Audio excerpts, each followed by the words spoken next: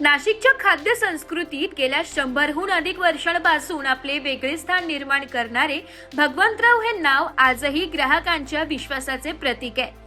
सन 1912 मध्ये नागपंचमीच्या शुभ मुहूर्तावर या प्रतिष्ठानाची स्थापना झाली असून आज चौथ्या पिढीपर्यंत शुद्धता, चव आणि गुणवत्ता यांची परंपरा कायम राखली आहे।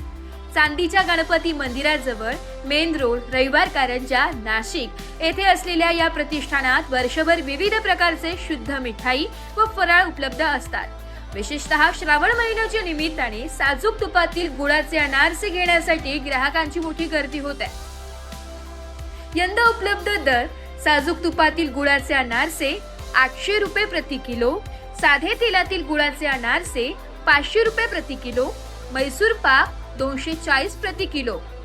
नाशिककरांसह महाराष्ट्रातील विविध जिल्हे तसेच इतर राज्यातील ग्राहकही येथे खास फराळ आणि मिठाई खरेदीसाठी येतात। उत्कृष्ट चव, शुद्ध साहित्य आणि 100 वर्षांहून अधिक काळ जपलेला विश्वास यामुळे भगवंतराव हे नाव आजही प्रत्येकाच्या जिभेवर रेंगाळत आहे।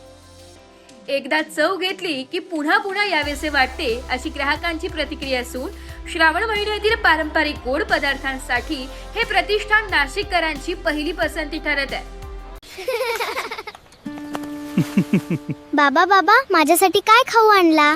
आवड लहानांपासून मोठ्यांची चकली फक्त भगवंतरावांचीच। पारंपरिक चवीची ओळख म्हणजे भगवंतराव यांची भाजणीची चकली।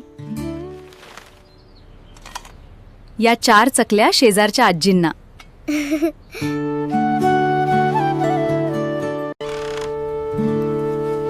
अगं खमंग वासाने मीच आले। चकली भगवंतरावांची, तुझ्या पण आवडीची। कायम खमंग राहणार चव चकलीची।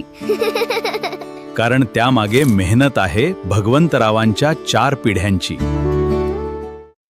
जिभेवर रेंगाळणारे एकच नाव म्हणजे भगवंतराव।